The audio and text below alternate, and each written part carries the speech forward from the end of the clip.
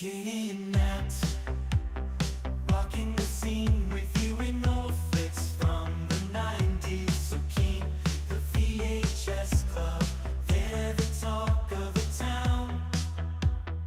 Breaking it down, spreading nostalgia all around. Moving and grooving to the synth-pop sound. Their inside is so fresh, painting pictures profound. From Pulp Fiction to Clueless, they know it all. The genuine love for movies stands tall. Unfolding memories on that VHS screen, talking about classics like you've never seen. Katie with her charm, Matt with that wit. Together they make the VHS Club legit.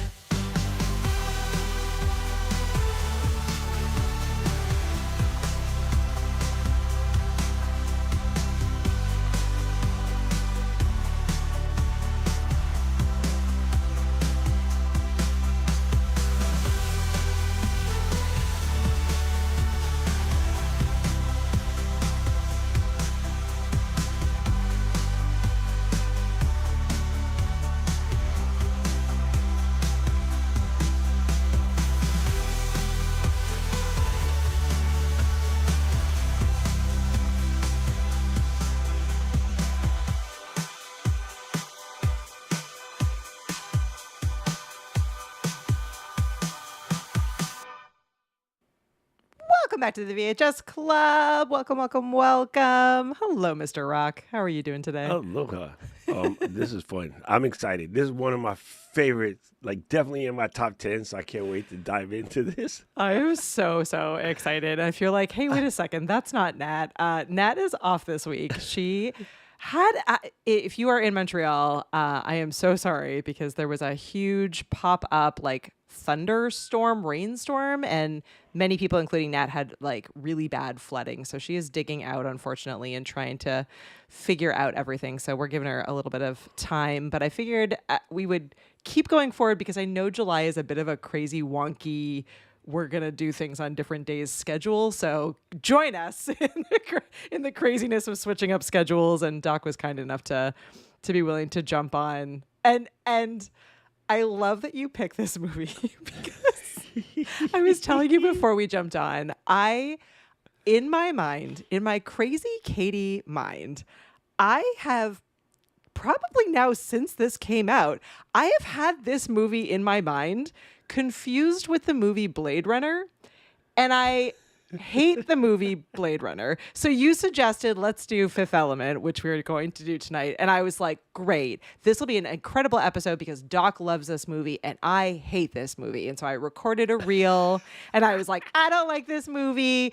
Prove me otherwise, like convince me otherwise. And then I stopped the reel and then I sat down to watch the movie. And literally, I wish that I had live recorded myself watching it because I looked over at Dane and I was like, I don't remember this being the beginning of this movie. And he was like, yeah, no, this is the beginning of the movie. And I was like, oh, all right. And then like 10 or 15 minutes in, I was like, I don't think this is the movie I'm thinking of. And he was like, this is Fifth Element. I was like pausing it. I'm looking at I'm like, is this Fifth Element?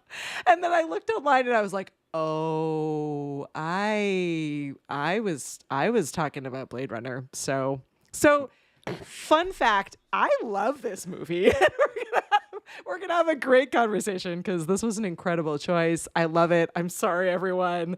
I'm just gonna throw my myself on the altar of humiliation. So great choice, Doc. Oh my God, this movie. Okay, so how I originally found out about this movie, believe it or not, wasn't the theater. My family owned an electronics store, and one of the things that we happen to sell a lot of is DVD players. Now, this movie came out in '97. But I believe in the end of 98, early 99, Sony was doing a thing with a new type of DVD player they had out, and they wanted to, get everybody, into watching this. So I sort of believe that prior to that time, most DVD players connected with, the red, yellow, and white cable, right? But right around 99, 98, 99, we started to get what was known as a component DVD player. And that's when you had the cables in the back that were red, green, and blue. They were, RGB. I should have said that. They would pull out the individual colors, and what that did, it allowed for way richer looking picture. Like everything was just so real. And as you can tell from the stylization of this movie, and in pretty much any Luc Besson movie, they go crazy with the colors. Yeah. And it's something about that dude. He just likes these colors, right? So that it was one of the best ways to show off the DVD player. This and oh my God, what was the other movie? Ant's Life or Bug's Life. Bug's Life. Yeah, Ants, I was going to say Ants Finding and Nemo. Bug's Life. It was actually both of those, but Yeah. at Yeah. the time it was Bug's Life. So Yeah. we had it playing in the store every day. And on slow days, June and I would just sit there and watch this forever. So I know this movie frame by freaking frame. Perfect. And like June and I, for the longest time, we had our own little like Leeloo language. It used to drive my mom crazy. Because first of all, she don't speak English too good. And already we would just say stuff really fast in English and she would get mad at us. But then when we started speaking Leeloo, it really, Likolai. Mom used to be like, Moyo, like, what are you guys doing? Nothing. I'm clouded. So. Do you know that so I'm getting the exact number. Okay. So Milla learned this fictional language, and it says that she learned 400 words in order to play this character. And she and Luc Besson would actually like dialogue back and forth in this made up language on set, which just like take a minute. That's like Star Trek, Star Wars level, like, or like Lord of the Rings level incredible. Like the majority of her role is just gibberish. And the fact that she is able to like,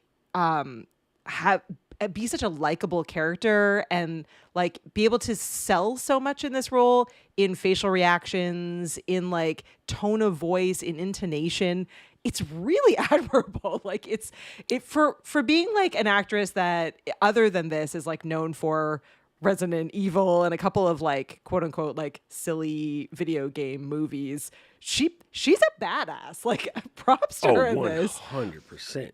So here's something that when I read into this more, it says, basically Luke made this up because Luke wrote this movie when he was like 14 or 15 or something crazy like that. Nice. And then he just never really made it until, he made it, which is also kind of funny. Yeah. But he came up with the original baseline, like 400 words. And then as she was learning it, she refined the language. And it's because she's actually fluent in 4 languages. That makes right? sense. So I'm going to assume the first one is Ukrainian because, she's Ukrainian. Mm-hmm. And then I'm assuming the second one is English. Her being a model, I would probably put French on there. Probably, yeah. Which made it easy for her to, both conversate with Luke and, some of the other characters because there's a lot of French involved in this film. And I don't know what her final language is. I never looked it up. But just knowing that, it would probably be like Spanish or Latin or something of that nature. Or a lot of Ukrainians speak both Ukrainian and Russian. And Russian, yeah. So when you see the way she does it, and what was incredible is as the Supreme Being is learning English, I've been around many, many people who are learning English, and the way it was believable that she was just learning English then. Yeah. Like we have way too much knowledge to try to pretend like we don't speak English, but being already a second language to her in the first place, when they go into the little tube. Oh, so you speak English now? I learned it. Yeah. She's so cute. She is so cute in this, and my God, love her. Okay, yeah. So she's probably my favorite, but runner up, and then I promise I will let you give the breakdown of what this is about for Josh. But my runner up in this is Gary Oldman is in this, and I'm gonna read you the exact text I sent to Nat. I literally said to Nat, go scroll back. I was like, all right, so I said, fun fact, I'm currently watching Fifth Element. I don't think I've actually seen this, and I'm thoroughly enjoying every moment. I had no idea what movie I've confused this with. This was before I realized it was Blade Runner. And then I said, also, Gary Oldman. How can I never recognize this man in anything? He is the ultimate chameleon. There is something magical about Gary Oldman in that he's not even wearing like a ton of makeup or like a lot of prosthetics. He's not in like some over the top costume. Like he is like himself with kind of a crazy haircut. He's got and he's got, a fabulous costume on. But this man never looks the same in any movie and is so good at accents, at how he carries himself. Like he's got like a southern kind of accent. He's got a limp. He's sort of Jim Carrey-esque in this. Like it literally took me a minute where I said out loud, I'm like, who is that guy? I recognize him. And I was like, it's Gary Oldman. It's Gary Oldman in this movie. He's really, really magical. And I am just endlessly impressed with him. And literally every single thing I see him in, even when I see his name at the beginning, it still takes me a minute to be like, oh, that's Gary Oldman. Like, it's like, where's Waldo in every movie? He's that good an actor. He just carries himself. It's crazy. Dude, some of the best ones is like when he starts out, and when you really get his like sort of Southern gentleman twang. And what was smart was he kind of mixed it with like the plantation owner, but then still kept it sci-fi. And it's like, act not. Is that you? What an ugly face. It doesn't suit you. Take it off. Like that is something that you would hear from like Reverend Beauregard, Merriweather, like straight from you, I always use Merriweather as a thing, right? He goes, much better. Never be ashamed of who you are. You're warriors. Be proud. Yeah, So what if the federal government scattered your people to the wind? It's the way he says wind. It's very Lindsey Graham, but cooler. It is. Jake is saying that he's got Ross Perot vibes. Yeah, he does. He totally has Ross Perot vibes. He does. Yes, I think that's where he got it from. You figure the time frame. He probably used Ross Perot because it's right. Yeah. What doesn't kill you, they had a little up, right? What doesn't kill you makes you stronger. The time for revenge is at hand. Oh, you're pretty good at this. Yo, listen. The handle's adjustable for easy carrying, good for righties and lefty, breaks down into 4 equal parts, undetectable at X-ray. Ideal for quick, discreet interventions. A word on firepower. Titanium recharger with 3,000 round clip with burst of 3 to 300. With the replay button, another Zorg invention, it's even easier. One shot, and the replay button sends every follow-on shot to the same location. All right. That is absolutely impressive. And as Matt is saying, his costuming, love it. Also incredible. And another fun fact, so I did all the research after completely not realizing what movie I was watching. And it so said funny. that... I can't stop laughing at you right now. You're welcome. It said that Jean-Paul Gaultier created over 1,000 costumes for this film. Like, take a minute there. Yes. This movie is like, and this is big words coming from me, but like this is like it's not Star Wars, but it's on its way to being like Star Wars quality in the world that it creates, in the costuming, in the makeup, in the characters, like all of it. I think it's great. Okay, I want to rewind. I've gotten so excited and so on top of myself. So, Doc, for those people who have literally no idea, or for me who thought this was a different film, what is this movie actually about? Take us through sort of the high level IMDb description of this one. Okay, so the main thing is you have I want to call it an archaeologist, right? There's an archaeologist who is trying to figure out hieroglyphics in the desert. And he's looking at this sort of framework, and he goes, there they are. They're the 4 elements, and they're surrounded by this thing. And in the middle, there's this middle piece. Like, what is that middle piece? And he's trying to figure it out. He goes, I don't know what it is, but it's perfect. It's like, I can't wrap my head around it, but it's perfect. And so he's sitting there, and he's just sitting there, he's thinking, he's looking. And meanwhile, 90210, Luke Perry is sitting on the ground. There's like so many actors in this that are like he's like big taking names. notes. Yeah. Like he's taking notes of the whole thing.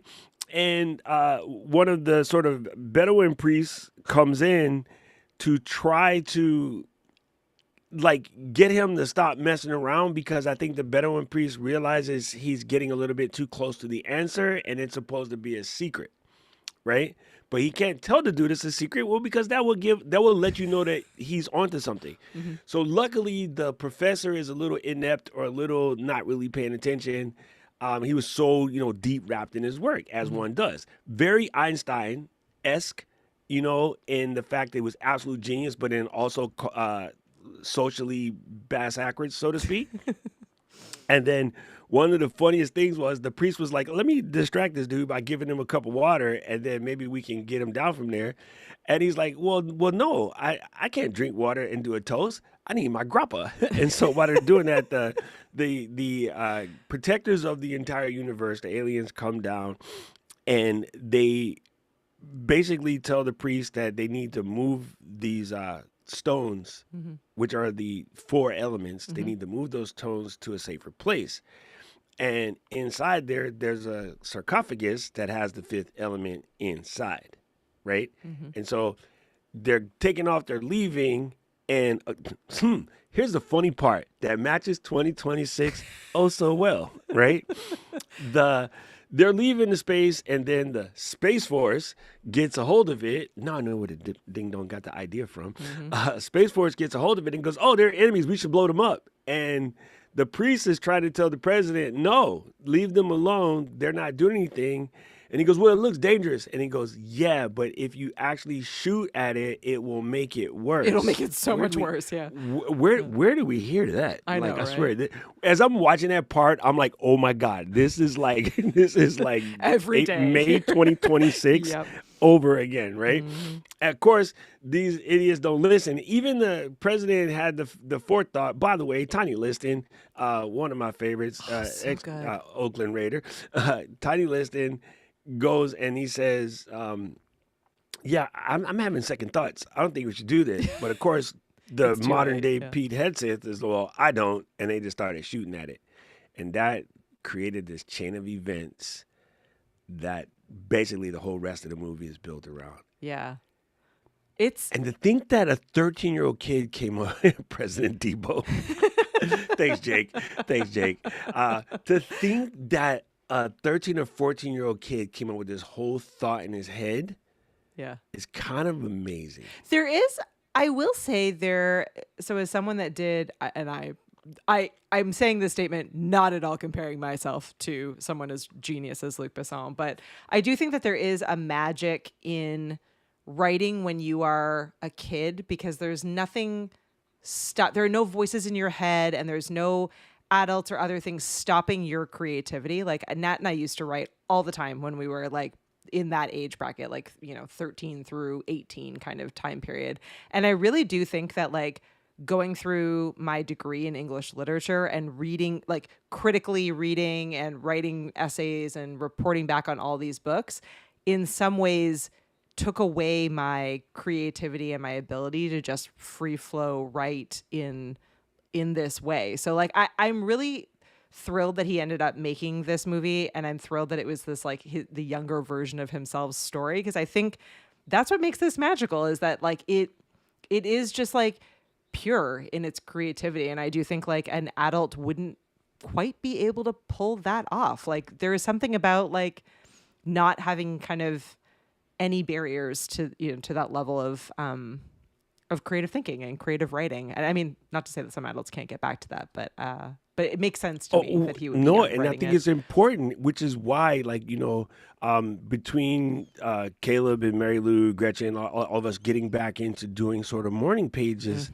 I had a friend of mine recently send me a photo, a picture, a screenshot of a card, like a letter style card that I wrote to them way back when I first got a inkjet printer, not an inkjet printer, a laser printer. Yeah. And on the laser printer, there was an app I Broderbond. I think it's called Broderbond, and it was called like Print Shop or Print Studio. And it was one of these first things that let you do really cool text art. Yeah. And so I had made their name, and then I had a little thing on about it because they were leaving to go to school. And, I just wrote this really. I was like, man, I used to be good at writing cool stuff like that. Now I feel like I'm terrible at it. Yeah, And because so the voices in it's our head, interesting. right? Yeah. Yeah, exactly. The voices in your head kind of change. Plus, back then, it was the '80s. I might have been lifted, but it's just one of those things to see that and go like, man, that was pretty crafty. But I think one thing that catches me on this is I feel like people who understand like Orson Card, like when I was Yeah. This younger, does I have was that very vibe. much into the Yep. Orson Card thing, Yep. and so I always think like Fifth Element kind of has taste of Orson Card, but or Ender's Game for the people who Ender's don't know Game, that name. Ender's Game and I always want to say Resurgence. That's Divergent, It's yeah. Divergence. Oh my God, my brain can't remember the trilogy. Orson Card trilogy: Divergence, Ender's Game. Maybe it is Dane Resurgence. just finished reading a bunch of them. And there's probably one more, but it's the idea of the ultimate evil entity. I feel like both of them have that, and both of them have that sort of sentient threat of the great evil in the universe, overarching yeah. picture, Yep. but it's never really named. You just know it's there, Yep. right? So if you figure like the anybody who's seen this movie, you know about the buggers or the formics, right? I think that's the same kind of entity you get from Besson's creation of sort of the dark planet, Yeah. right? And then the idea of a genetically perfect weapon, which is not really a weapon. So if you take Leeloo and Ender, they're similar characters played out differently. Now, Orson's audience was us in like 6th, 7th grade. Whereas Luke took it to the next level and made it a little bit more universal, made it a little bit more grown folk. Yep. And then I also feel like there's the mockery of mockery of the bureaucratized society and the sort of incompetent military apparatus is there. Yeah. And, there's this random outlier who's a part of it, but comes out to mix with the genetically pure being to try to do something about it. Yeah. You know what I mean? Like, No, I there's a think you're- lot of tie-ins there. I think you're really right, because I think if I think back to sort of the Ender Leeloo comparison, they are both these characters that have potential to do great good, but have these like also moments where it could turn out another way, and it also has like that same it's an echo of humanity, right? Like there's this moment in this movie where she has this computer program where she's learning everything about humans and humanity, right? And she is this ultimate entity, the fifth element. And so she types in war, WAR, and there's all these like scenes of like the worst parts of humanity, which are these kinds of moments are in a bunch of different movies. But there's this sort of realization that like, is it worth it to save humanity, or is it not? Like it's sort of, I feel like Ender kind of goes through that same experience in that series as well, where it's like, his decisions have ramifications, and like, does humanity deserve to be saved? And I think and Luke brings it up 3-4 times. Yeah. He brings it up in the very beginning when they're in, sort of Egypt. Yep. He brings it up again when they are putting her back together, kind of thing. And the funny thing is the general, he goes over there to the glass and he's tapping on it. It's like, and again, here's why this is funny. Very much like, very much like right now. Well, if you're going to be American, you better know how to do this, this, this, and this. Yeah. And then she puts her head down, and then she goes real dark for a second, and she just looks at him.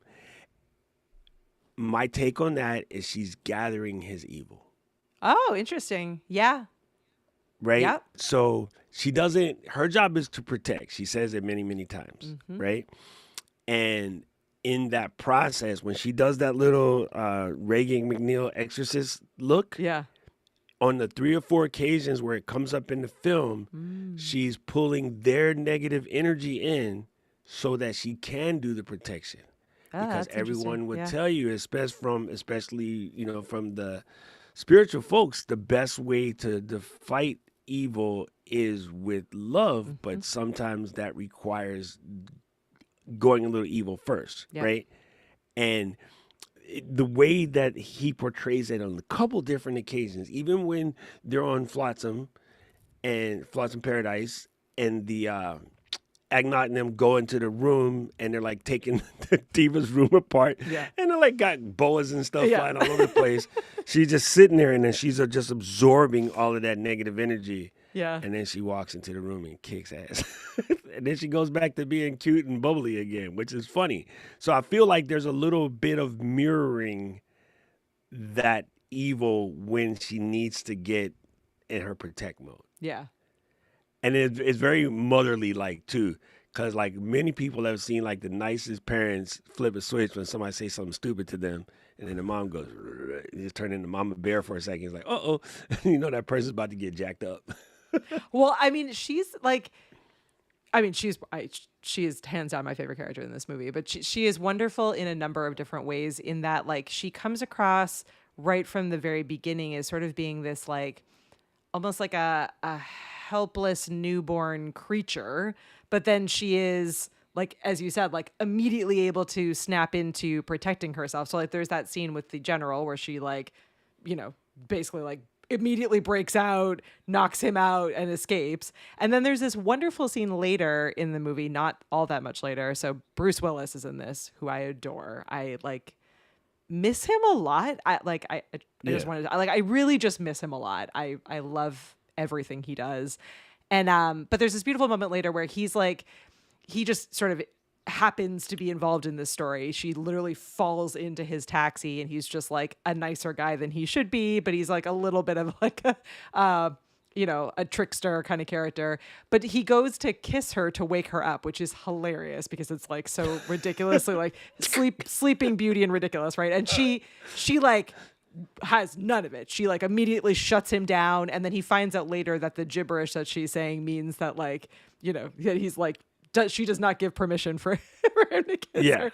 And that, like, I think that's what's so great about her character, is that like she comes across as almost like childlike, innocent, not frail, but like you don't expect her to be able to snap like that. And she is able to, she's able to protect herself. She's able to kind of, but she does it in this very kind of, I don't know, like a pure way. Like she really does a beautiful job. Again, with very few actual English lines, she's able to do a lot with that character. So I think What's funny about that part, Katie, is if we go back and we look at the timeline from everything we know about Me Too.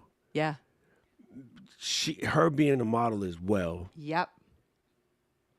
Yeah. I think that was a little. Hey, Luke, I'm going to take some liberties with this. Let me adjust it right here, because I got to say it without saying it. Yep. I hope so. This is a conspiracy theory of all conspiracy theories, but I feel like that between the two of them, or maybe he also knew, because, I mean, the industry was kind of wild back then. Now that we know, we didn't know at the time. Yeah. But, it would make sense, because that was exactly it. It's like, not without my permission. Yep. Yeah. And it wasn't like, no, it wasn't like, don't ever do that again. Yeah. It was not without my permission. Yeah. And so I think in my weird ass head, I conspiracy theory that, and again, up until now, never paid attention to it, just thought it was funny. Yeah. But watching it now with today's context, that's what the first thought came to my mind. Yeah. But that whole part where she's learning and rapidly picking up, it's typical of the fish out of water. Yep. Actually, not even the fish out of water. It's more the trope of frozen in time, and then I came back into a modern place. It's Encino Back Man. to the Future. Throwback to last week. It's got the Encino Man vibes. Encino Man, or Back to the Future when he goes back and you're in a different time and place. Any sort of time traveler. Yep. And there's always something unique about those time frames, because I was telling you recently, like, the news people always call me when something happens, and something bad happened recently, or some dudes got busted for sending pictures they shouldn't have been sending to people on Snapchat. And one of my news buddies called me yesterday and was like, "Hey, can I interview you for the show?" And I was like, "Yeah." And it dawned on me as we were talking yesterday for the show.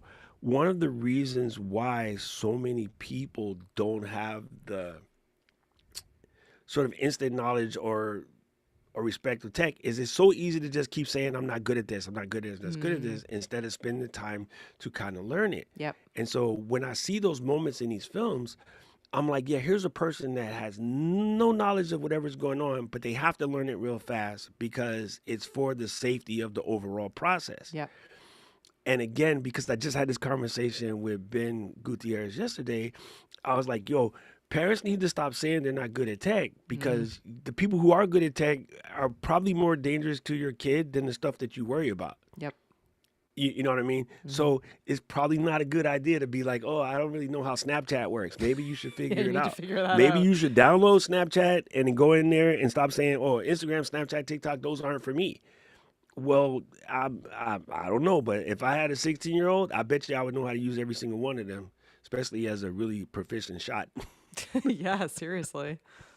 Seriously. I don't know. It was, and so that the idea of her like just being willing to be vulnerable, Yeah. to learn fast enough to do the overarching mission, and this stuff that we talk about in our daily job all the time. Like you got to be vulnerable enough to put your pride away and learn how to do something so you can get to the greater good of what you're trying to do. That's basically what that sort of reminds me of. Yeah. Yeah. No, I think you're right. Yeah, I think she's great. I do want to talk a little bit about Bruce Willis, and then we absolutely need to get into Chris Tucker and some of these other characters. yeah. But Bruce Willis was fresh off of Die Hard, and I do think in some ways, I wanted your perspective on this. Like, does this feel a little bit like a John McClane in space? He apparently really wanted this character, really wanted Corbin Dallas to feel more like tired, frustrated, washed out than like action hero. And I kind of think he pulled that off, but it definitely had 100%. Die Hard vibes to it in the best possible ways for me, where I was just like, he was like, I think there's a humor to Bruce Willis that always comes across in these kinds of characters that I wish we would get back more to in like modern day action movies. Like I love the like kind of sarcastically comedic lead action hero. Like Arnold Schwarzenegger was always really good at that too in like any of the action films where best. he's like funny but also like fierce, like I guess, right? So yeah, I don't know. What did you think of his character? You know, how did Corbin come across to you? The best parts of this movie is his superpower. Well, they do this a lot, but he did it really well. He always does it really well. There is this put together, decorated soldier, Yep. put together, decorated cop, Yep. but just over it, like done. I don't want to do this crap no Yeah. more, right? Yeah. And then you have all of his like ability to save the world and do incredible things, but he still has the pain from the ex-wife Yep.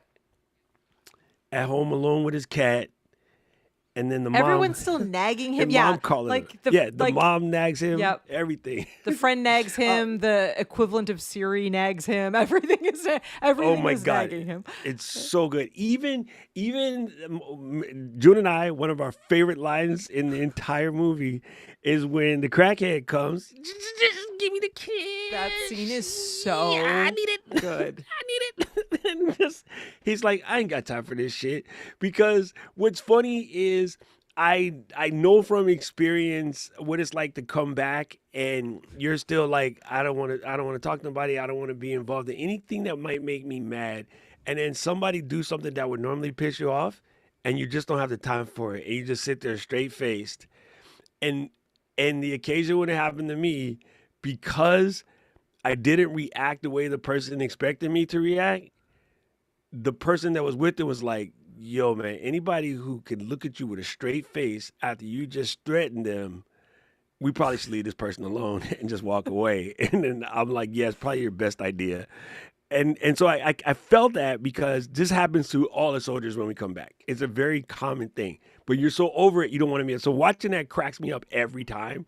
And that was one of the best lines. It's one And of the also best lines. Yeah, it's the an idea awesome of scene. him getting takeout when Mr. Kim pulls up to the window and it's like making him noodles and stuff. Oh, that's just super funny because my friend Harry owns a restaurant here and he kind of reminds me of that character. And he always has these weird little parables and stories to tell you while he's making you food.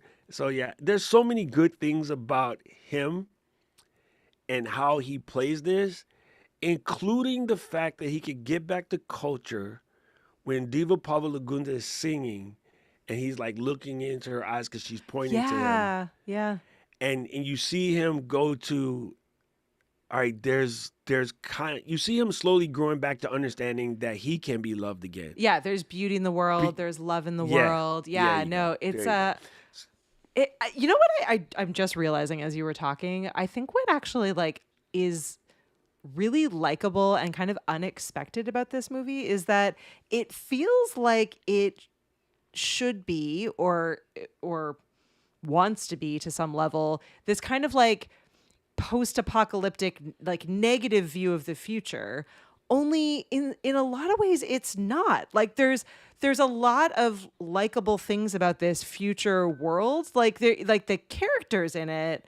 I mean, it's certainly like it, there's sort of like this impending evil, as you said. There's like this end of the world coming, but it's not like it's not a bad future in a lot of ways. Like No, the like the cities seem fine. The flying cars are cool. Like the future McDonald's doesn't is feel still here. McDonald's is still the woman has the People great are still McDonald's smoking, but the outfit. cigarette is this Yeah. long and the filter is this long. Yeah, the filter is like it's a really fun view of like future Earth, and it like but it's funny because it feels like and maybe this is why I thought it was Blade Runner. Like it feels like it in my mind like it was going to be a post-apocalyptic kind of negative movie where these characters had to rise above this like horrible world that they're in, and it's not really that. It's like it's finding the kind of the good in humanity. It's that exact moment, right? It's finding the love and reminding themselves like what it's all for and working together to save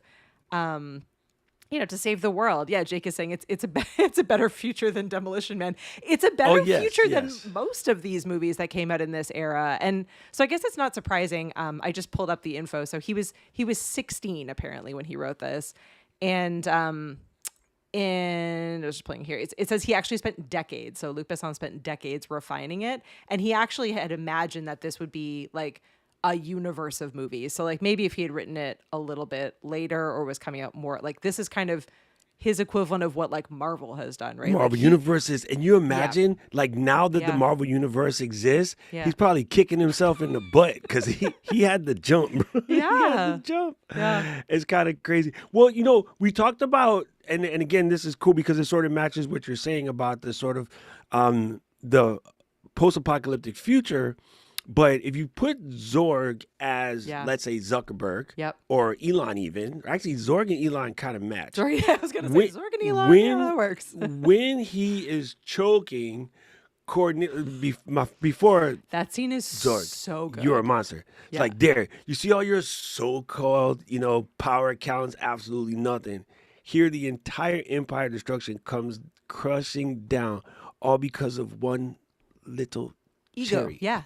Total ego, you know what I mean? Right? Yeah. And that cherry is exactly right. That's the ego because of the way that he made the little glass of water and then like popped it and he started choking, right?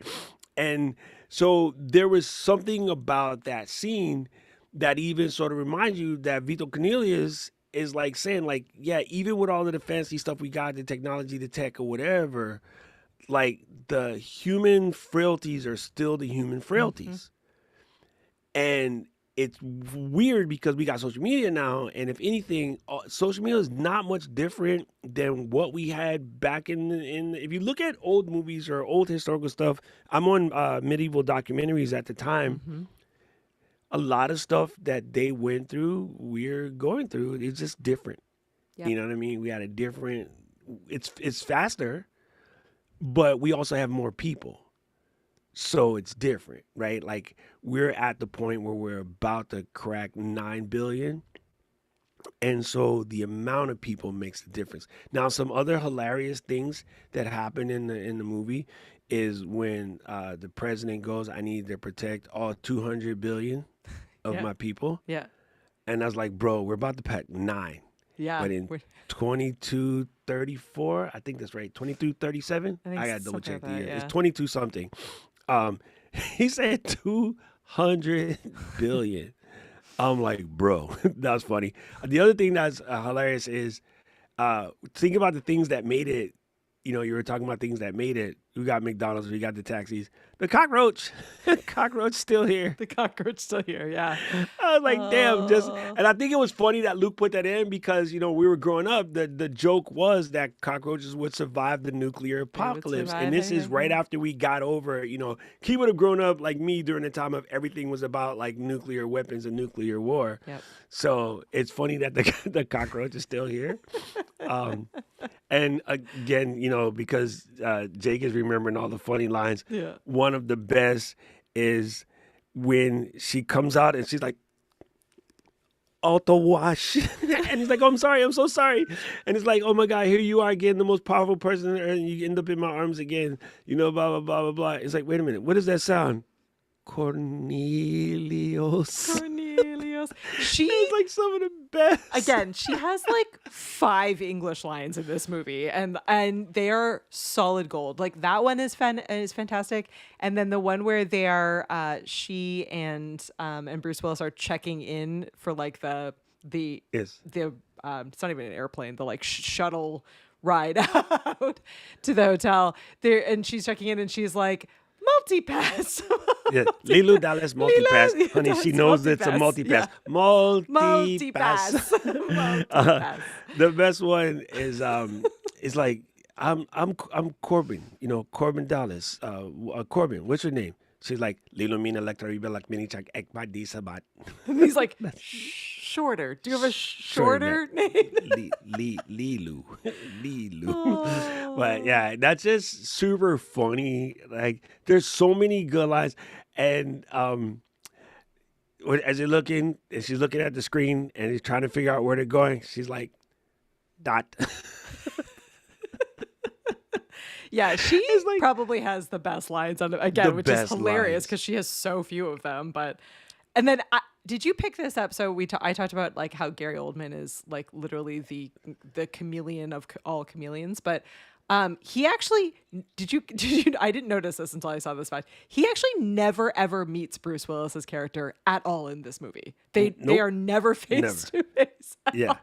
Which That's kinda I think funny. is incredible. Like he is like the ultimate bad guy in this, and yet so fantastic. Maybe in they it, weren't and- on the same set because he did a Maybe. lot of his stuff in space. Like, yeah, I'm really curious as to why they never met. There was never like this showdown. But even better for Luke, like you can make this thing happen without there being the showdown. Yeah, how can And- the villain be like so super villain and yet never has a Yes. showdown? That's like Never has a that's showdown. incredible. Because he certainly is like he is like Voldemort levels scary. Like in this, like he's every bit crazy, but he's just I don't know. He stands alone. There's and I think also that's something fabulous. about in all the movies. I always like to check how does the director / writer, whomever, screenplay person, put the reluctant hero to finally sort of understand what they have. Yeah. And in this case, they got to do it 3 times.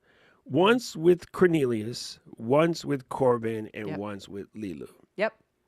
And Leeloo's one is funny because after the we'll get into Ruby Rod, but after the Ruby Rod show, Bruce goes sliding into this thing. Now, I really wish everybody in the planet could experience a capsule hotel.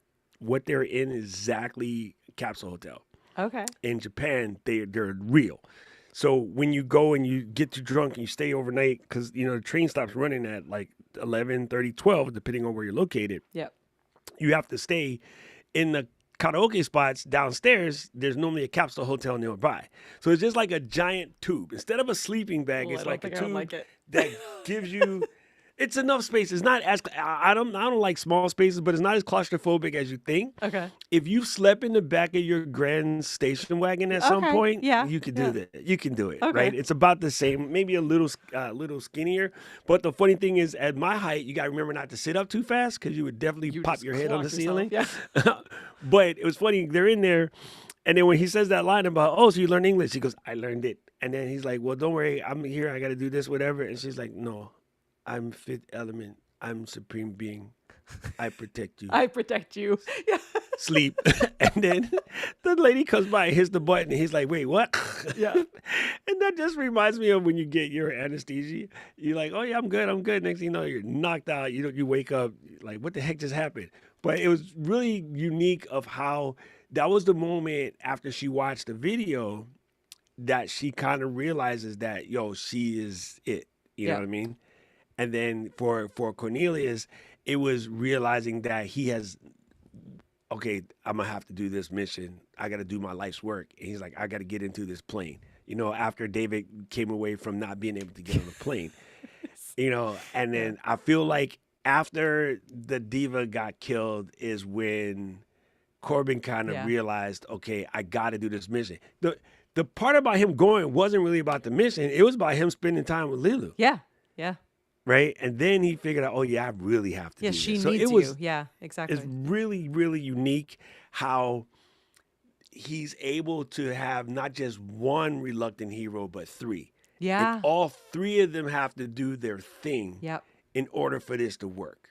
They have like every character, even the most minor characters in this film, all have, like, I'm not surprised that it took him this long to not write it, but to sort of develop this into a movie, because every character does have a huge backstory. You can tell that there's a lot of thought in it. You can tell that he conveyed that to the actors. Like even the smallest roles seem to have a depth to them that is not overly common in a lot of films. So I think he did an incredible job. That's why he's one of the best. That's why he's one of the Legit best. is Yeah. one of the best. I really, really love his work.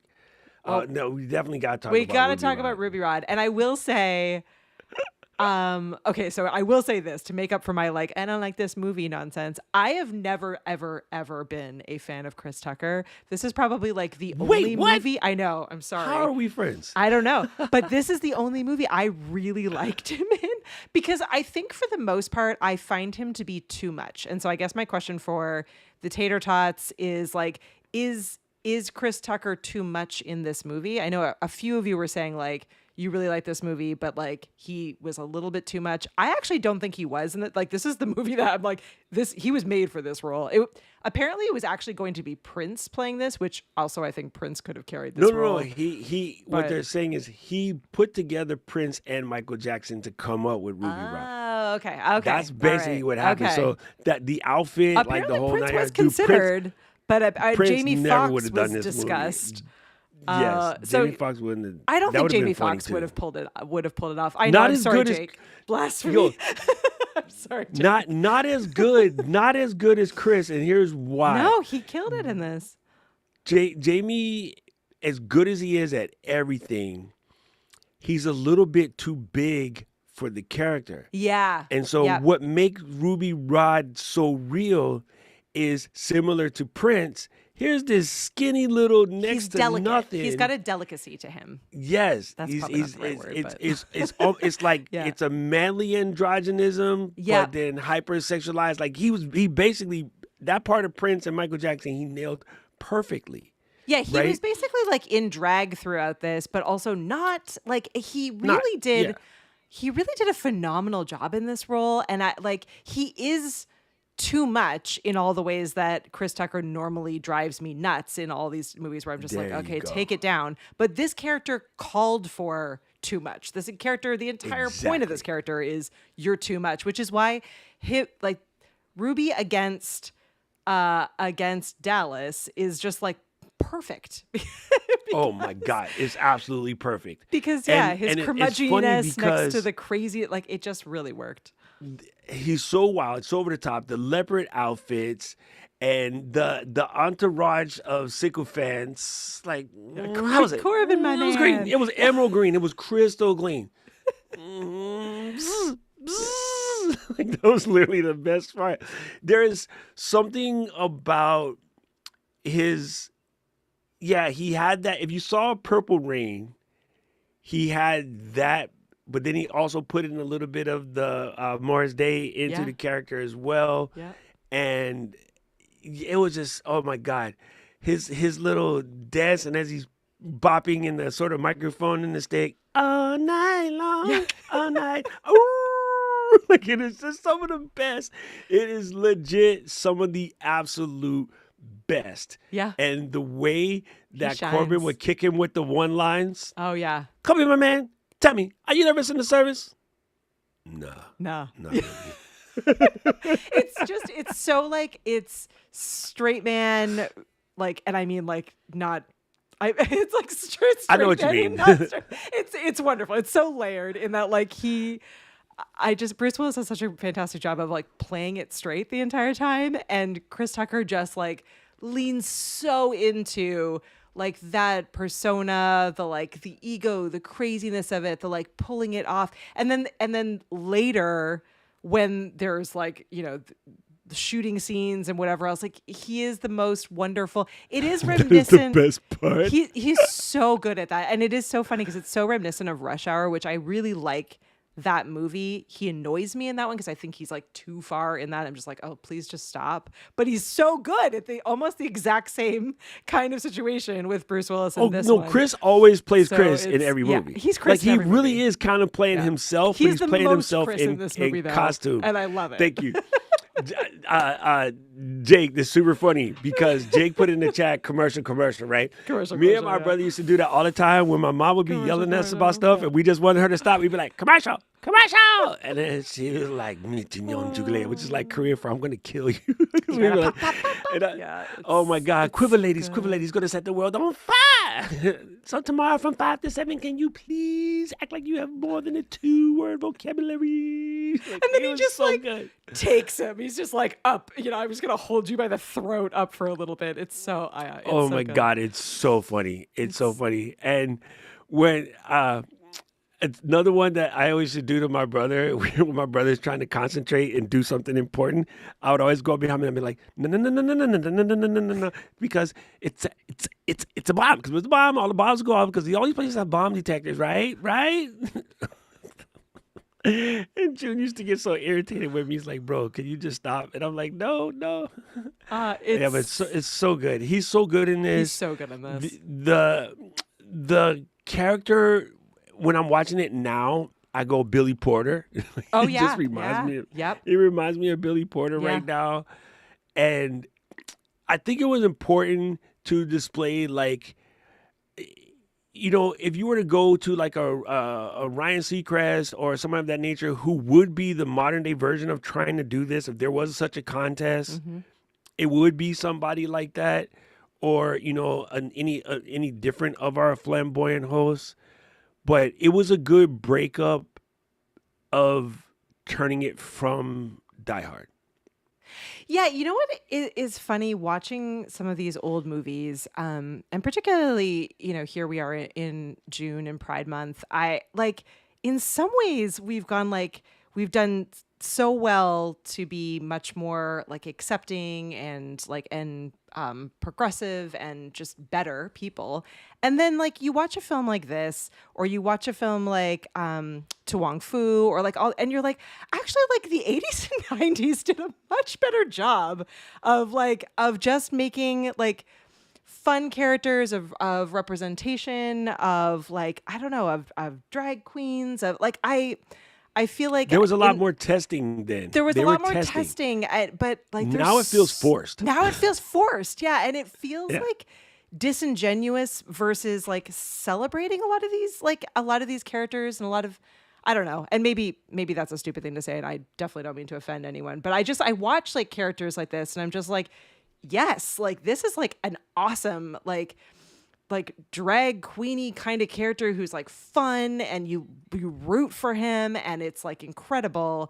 And then like, I don't know, yeah, I feel like today it just or Birdcage, like there's so many films that came out that like just did such a great job of it, and I feel like in some ways we've kind of missed the mark here. So I feel at this time, circa 99, we were just getting to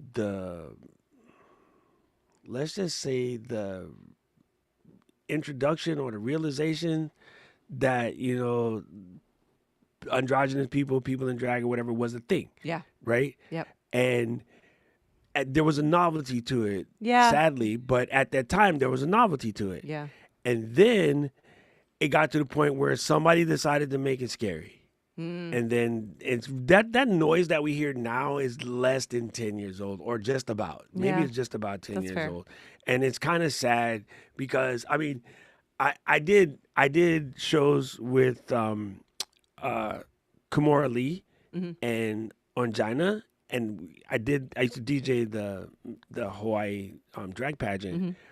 And this was all around that time, so it was highly celebrated. Yeah. RuPaul's Drag Race, Yeah. America's Top Model, all Yep. these things were popping off. And so I feel like what we see now is a 2018, 2019 type noise crap. It wasn't really like that before. Yeah. And it's kind of sad.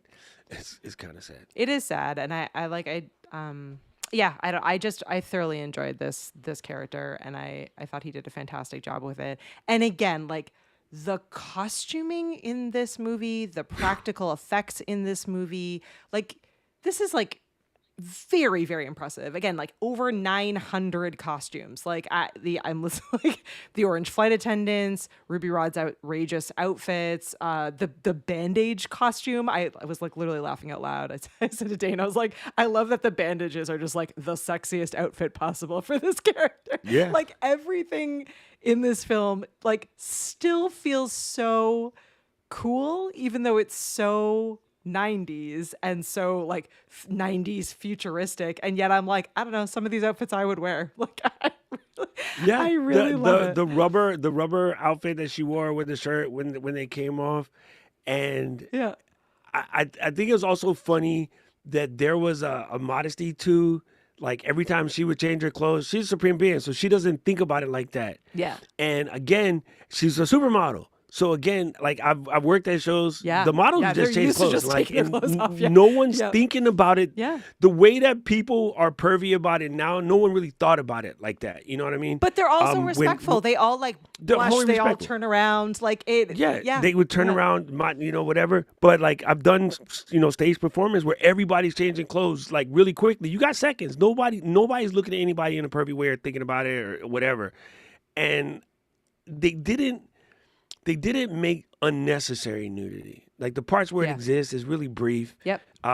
The bandages, covering up all the right spots was, Yep. kind of brilliant in the end because Jean Paul Gaultier made it functional but not sexy, which Yeah. is weird considering she's wearing bandages. Yeah. I know. And She, like, and so looks how great. how Luke Yeah. was able to be like, look, dude, I need you to put this costume, and it needs to be, very futuristic and very utilitarian, but it can be like, super slutty. Like it has to maintain a certain level of she's innocent. Yeah. And I was like, bro, that was pretty cool how he came up with this concept. And big up to Jean Paul Gaultier because he costumed a whole bunch of this stuff. Mm-hmm. And like it's really crazy. This is such a phenomenal movie. Like the fact that you thought you didn't like I'm this is sorry, funny everyone. to me. Please expect an incoming apology reel to follow up earlier today's original reel. I really, I know we're here at the end of the episode, so we're gonna drop in all of our ratings here. But I really, really, I'm so glad you suggested this. I'm so glad I sat down and watched it. I am 100% gonna watch this again, probably 3 or 4 more times, even in the next week or two. I really, really enjoyed this. I do love a sci-fi. It felt very fun. It was like thoughtful without feeling super heavy. It was visually like visually beautiful, entertaining. I really think they did a phenomenal job with this one. No, I have no notes. No notes across the board. It was wonderful seeing everyone in it. Again, like almost every actor that was in this was like recognizable, phenomenal. Even Luke Perry's moment, I was like, hey, it's Luke Perry. Like it was just it was nice. It was just nice all the way through. I know I need my like Doc was right t-shirt. I probably also need a Dane was right t-shirt because he's constantly like, I'm pretty sure you enjoyed this. And I'm like, no, I didn't like this movie. Nat was right. I need a Nat was right t-shirt. Nat insists that I've seen this movie with her. So apparently like part of my brain is just like erased, I guess. I don't know. It's probably because I've seen so many movies that now I've like reached the age where now like some are just dropping right out. So, right out of well, my a brain. lot of things blur because you got the 7 basic plots and Yeah. then the standard stories.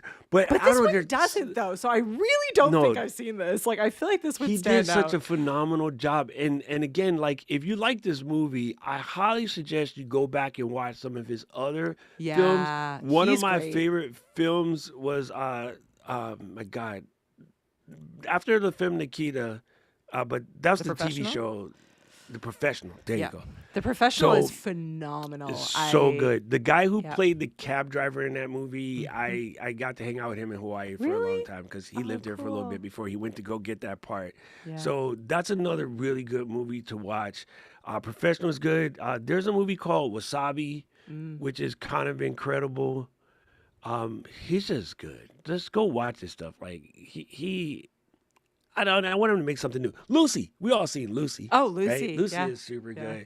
good. But the film Nikita is probably maybe where he started, and Okay, then Professional came after, and then he gets on to Fifth Element.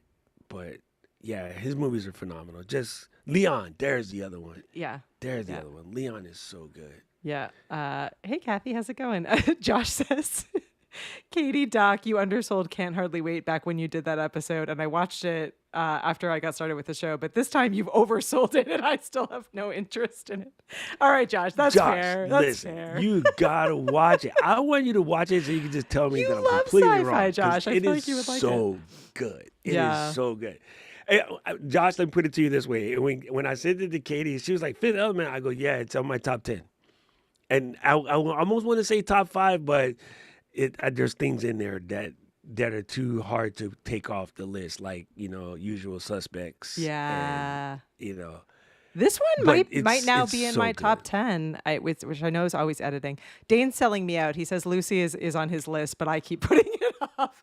Dane's Come list on. is very Dane, eclectic. Dane, let me explain something to you, brother-in-law. I will be there in September. explain it. And listen, we will just go into the freaking barn with our alcoholic beverages and never mind Katie.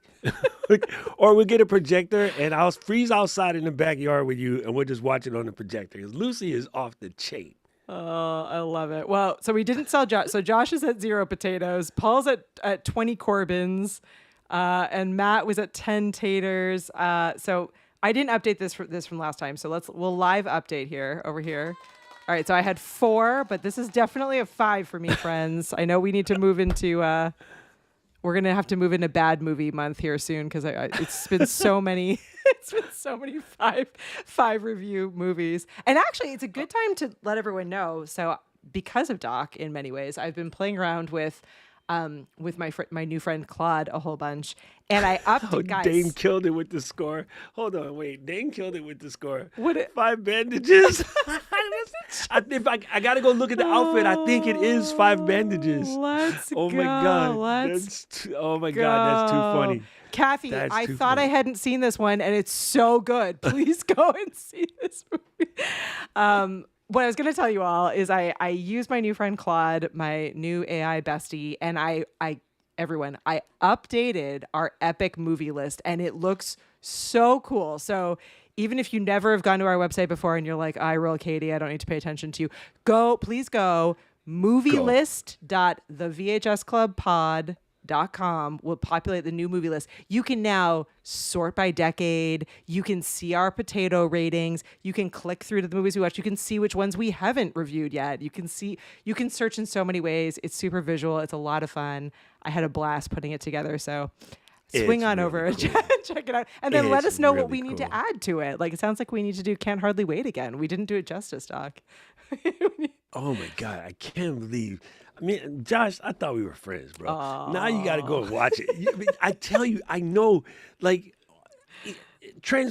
okay, even as corny as Transporter was, I love every single one of them. Yeah, Because it's something about the way Luke put a movie together. Yeah. right? His version of Dracula might be one of the best Draculas. He is best in class. I think it's phenomenal. Come on. Oh my can't gosh. see. We can't do Dracula because I think that was 2024, 25, whatever the last Dracula was. No, That's yeah, Luc Besson it's Dracula. too new. It's too new. So listen, I think again, it's a plot that has been done a lot. And whenever you could take a plot that has been done a lot, that sounds really weird to say that, Plot that's been done a and lot. make it somehow different, Yeah. that's when it's cool. Yep. That to me, that is the thing that makes it so good. Is he took basically the one of the oldest stories ever told and found a way to make it different, and that's the answer to why it's so good. Oh my gosh. Well, this has been so much fun. I'm so glad you picked this one. You are always welcome to choose the movies here on this show, because apparently I say no to everything and think I hate everything, and it's not at all true. So we've learned listen. that I'm a forgetful liar, and you are the best movie choice person out there. We've learned a lot on the VHS Club.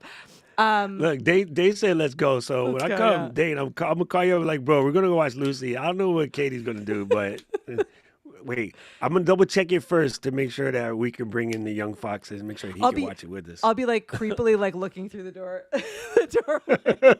Can I come in? I'll bring the popcorn. Hey, we just got where your 600-pound dog sitting on my foot. There you go. That's the hardest part. There you go.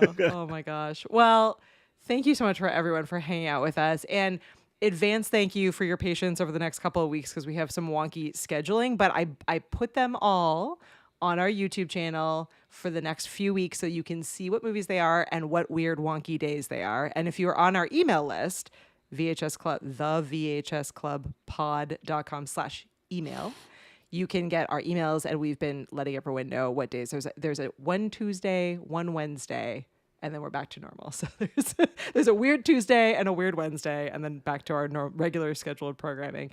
So thanks everyone for your patience, and hopefully the upcoming movies will be as weird and wacky as they are to us. We listened to some of your votes. We chose some of our votes. It's gonna be a blast all the way through. But thank you, Doc, for hanging out. Great movie pick. Thank you. Great movie Thank pick. you. And just remember, folks, the next time you're looking for a new way to use our favorite swear word, you can just go smoke you. Smoke you. Wrong answer. Oh, goodbye, everyone. We'll Thank see you you. next time. Kidnapped.